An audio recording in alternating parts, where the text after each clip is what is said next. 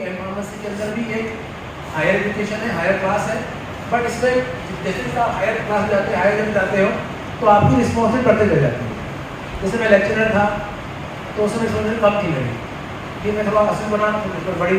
Professor responsibility बड़ी, अब director ज़्यादा रिस्पॉन्सिबिलिटी बड़ी। तो क्या है कि रिस्पॉन्सिबिलिटी जैसे जैसे पोस्ट मिलती है आपको, जैसे जैसे आप लोग हायर एजुकेशन जाते हैं तो रिस्पॉन्सिबिलिटी आपकी बढ़ती चली जाती है। ये नहीं कि आप लोगों ने 4 क्वेश्चन पढ़ के आप बीफार्म कर लिए तो एम फार्मेसी में आपको 4 क्वेश्चन करके एम फार्मेसी करने, ऐसा नहीं है। ये पीसीआर ने जो सिलेबस बना है वो आपको कंटिन्यूसली पढ़ाई करने के लिए बनाया गया सिलेबस, ऐसा सिलेबस नहीं बनाया एग्जाम पास करके बाहर आ जाएंगे तो आप पास हो जाएंगे, ऐसा नहीं है। अब देख सकते हैं थर्ड सेमेस्टर में जाएंगे आप लोग, तो ये इसमें दिया है research methodology, biostatistics, commerce subject सभी के लिए। उसके बाद जनरल क्लब, ये सब्जेक्ट जो नया डाला है, ये डिस्कशन, प्रेजेंटेशन, प्रपोजल, प्रेजेंटेशन जो आपको फीस जमा करके उसका है, और रिसर्च वर्क जो करेंगे उसके ऊपर मार्क्स है। अब नीचे जो दिया है एम फार्मेसी फोर्थ सेमेस्टर दिया है, तीसरी जनरल क्लब है आपके, रिसर्च वर्क है, डिस्कशन, फाइनल प्रेजेंटेशन और टोटल मार्क है 20। रेंज आपके क्रेडिट आवर्स है वो 8 पॉइंट्स है, ठीक है। तो आप देखिए यहाँ पे एक्चुअली जो मैं आपको चाहता हूँ वो है जनरल क्लब के बारे में। तो क्रेडिट सिस्टम जो है एम फार्मेसी क्रेडिट, इसका क्रेडिट हमारा आपको बता दो बी फार्मेसी और एम फार्मेसी दोनों हमारा क्रेडिट में है। इवन सीएससी में क्रेडिट सिस्टम लागू नहीं हुआ है, बट हमारे यहाँ वो लागू हुआ है। क्रेडिट सिस्टम लागू है क्या है कि मिनिमम उतने क्रेडिट आपको मिलाना ही है, क्रेडिट के साथ में आपको मार्क्स मिलाना है। बोले क्रेडिट मिलाना जैसे आप क्लास अटेंडेंस दे रहे आप क्रेडिट पूरी होगी आपकी, बट आपने अगर एग्जामिनेशन परफॉर्म अच्छा नहीं किया तो फेल भी हो सकते हो। तो वहाँ क्रेडिट का काम करके कई बार क्या होता है कि जैसे कोई 71% से बाहर मिला होगा तो भी उसको हमारे यहाँ हमारे स्टूडेंट्स को डिस्टिंक्शन मिल जाता है, और आपको याद होगा डिस्टिंक्शन के लिए 75% आप आ सकता 75% आ सकते। बट हमारे ग्रेड सिस्टम जैसे अगर 71 71.3 के सेंटर फोर्थ में जाता है तो भी वो डिस्टिंक्शन हो जाता है, उसको है आपके मार्कशीट में डिस्टिंक्शन लेके आता है। तो ये बिकॉज ऑफ क्रेडिट सिस्टम से, क्योंकि आपके जो क्रेडिट है वो आपके मार्क्स प्लस क्रेडिट मल्टीप्लाई करके जो मार्क्स बनते हैं उस मार्क्स में क्रेडिट बनता है। अगर आप क्रेडिट का क्वेश्चन चाहिए देखना है तो इसका आपका हमारे ऑर्डर्स में दिया हुआ है, इसको आप डाउनलोड करके पढ़ के समझ सकते हो कि क्या क्रेडिट होता है। क्रेडिट क्या होता है, विषय है,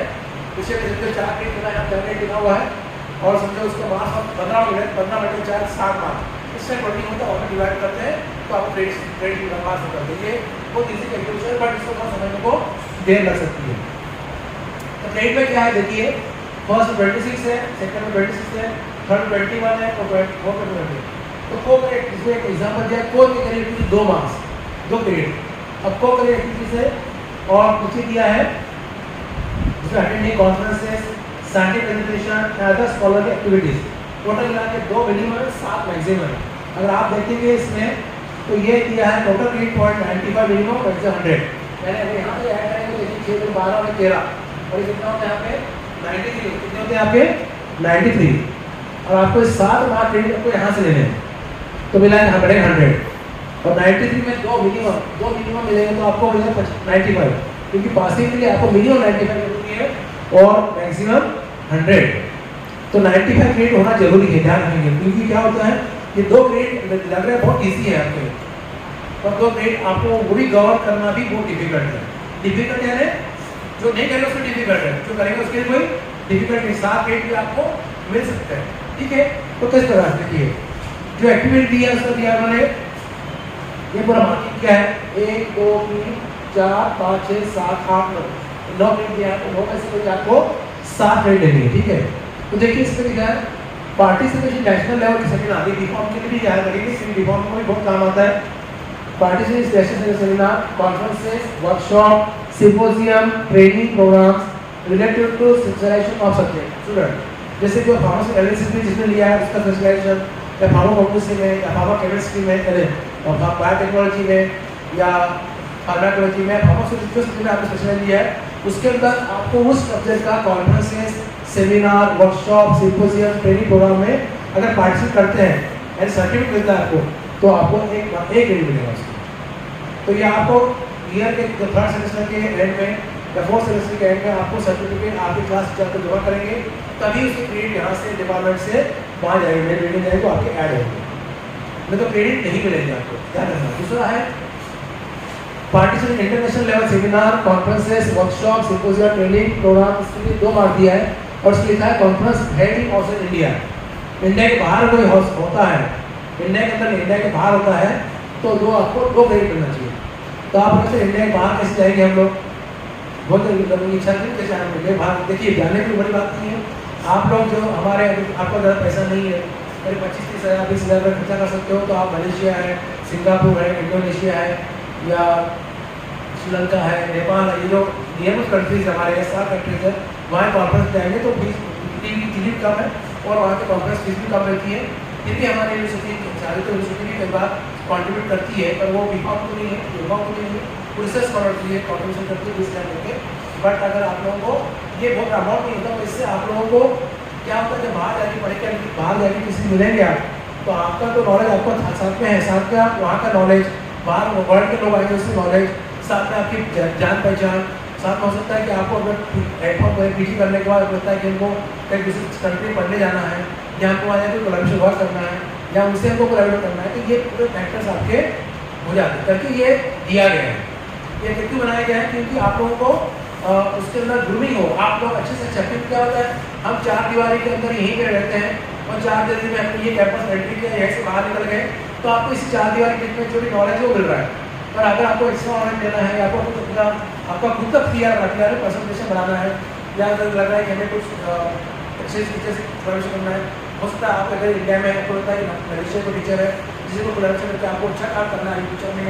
एम्पॉवर में काम करना है, तो ये क्योंकि हम लोगों ने इंडोनेशिया से हमारे यूनिवर्सिटी डिपार्टमेंट में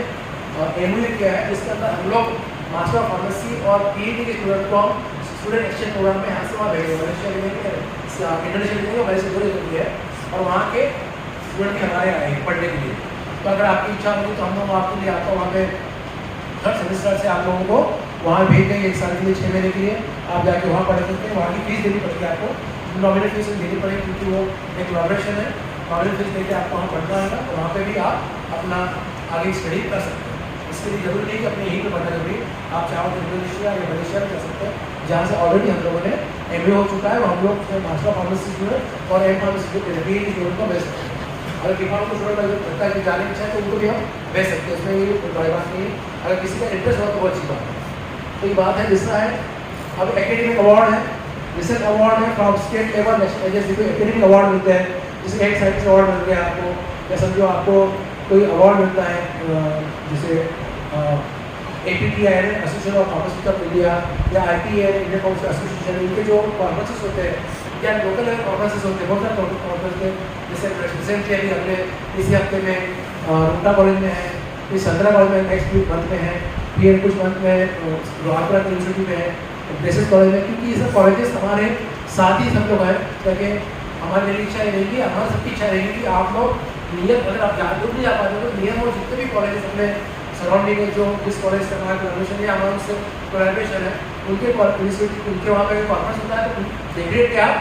पार्टिसिपेट करें। और उसके कोई अगर आपको लगता है कि आपको उतना कॉलेज जाना है, हमारे पास व्हीकल नहीं है, तो मैं उनसे बात करूँगा उनके टीचर से या प्रिंसिपल से, वो आपको व्हीकल ही प्रोवाइड करेंगे जाने के लिए,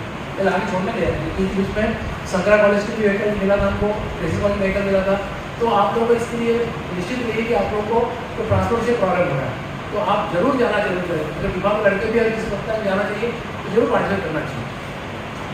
उसके बाद है उसके बाद है आपका research review publication, research review publication national journal index Scopus और वेब ऑफ साइंस। रिसर्च और रिव्यू पेपर जैसे क्या होता है कि ये सबसे बड़ा लैकिंग है हमारे विश्वविद्यालय के, हमारे डिपार्टमेंट के बारे में होगा, तब क्योंकि अभी तक बी फार्मेसी हमारे एक ही ब्रांच की फार्मास्यूटिक्स और 12 बच्चा थे स्टूडेंट, और हमारे अभी 5 ब्रांच हो गई है, और आने वाले समय में हमारा एक बैच भी खुल रहा है फार्मेसी मैनेजमेंट MBA, तो हमारा 6 PG कोर्स रहेंगे हमारे डिपार्टमेंट में, हमारे इंस्टीट्यूट में। तो 6 PG कोर्स से हम चाहते हैं कम से कम हमारे सब बच्चे जितने बच्चे पढ़ रहे हैं वो अपने सब्जेक्ट के अंदर कम से कम एक रिव्यू आर्टिकल और एक रिसर्च आर्टिकल जरूर वेब ऑफ साइंस या स्कोपस में पब्लिश करना चाहिए। ठीक है, ये जरूरी है। तो ये आपको याद रखना है कि स्कोपस जर्नल या वेब ऑफ साइंस पब्लिश होना चाहिए। अगर नहीं भी इसमें लेते तो कोई भी नेशनल लेवल के जो जर्नल्स होते हैं उसमें भी आप अप्लाई करके अपना पब्लिकेशन करना चाहिए। ठीक है, रिव्यू आर्टिकल क्या होता है, किसी बारे में इंफॉर्मेशन देनी,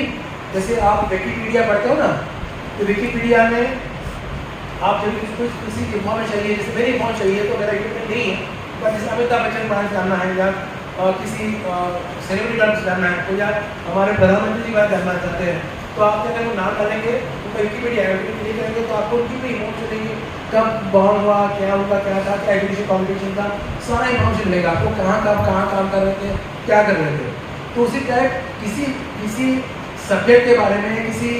टॉपिक के बारे में या किसी विधा के बारे में हो सकता है कि आप बारे में जो भी आप उसकी इन्फॉर्मेशन कलेक्ट करके लिखेंगे, उसको बोलते हैं हम लोग रिव्यू आर्टिकल। तो रिव्यू करना है ना, उसको आपको किसी चीज़ के बारे में पूरी इन्फॉर्मेशन देनी, स्टोरी जैसे। और रिसर्च आर्टिकल क्या होता है कि जो हम प्रैक्टिकल करते हैं लेबोरेटरी में, प्रैक्टिकल करने के बाद जो फाइंडिंग्स आती है और फाइंडिंग को जो हम प्रेजेंटेशन करते हैं उसको बोलते हैं हम लोग रिसर्च आर्टिकल। रिसर्च करते हैं, यहाँ पे हम लोग रिव्यू है किसी बारे में हम इन्फॉर्मेशन कलेक्ट करके उसको प्रेजेंट करते हैं, ठीक है। तो ये आपको करनी है और इसके बाद इन्होंने पूरा यहाँ पे दिया है, तो मार्क्स दिया है, तो ये एक बार पूरा जो है थॉमस पर्सन का जी रेगुलेशन है उसको दिया हुआ है। तो मैं चाहूँगा कि आगे समय में आप लोग इसको करें। मैक्सिमम 8 मार्क दिया है, इंटरेस्ट 2 मार्क है, टोटल 20 मार्क 10 मार्क है। इसका देखिए इसमें भी ऐसे मार्किंग है, सेम मार्किंग अटेंडेंस की मार्किंग है, 95 8 मार्क है, फिर 6 मार्क है, 4 मार्क है, 2 मार्क है, टेबल में दिया हुआ है, आपने ऑडियंस टेबल के अंदर भी दिया हुआ है। मैं सिंपल बता रहा हूँ आपको, ये प्रकार से पूरा आपका ये पूरा अटेंडेंस। देखिए आपने अभी तक जो लेक्चर में मेरा बेसिक फोकस जो था वो था अटेंडेंस पे और एक्स्ट्रा करिकुलर एक्टिविटीज़ पे, ये ध्यान रखिए।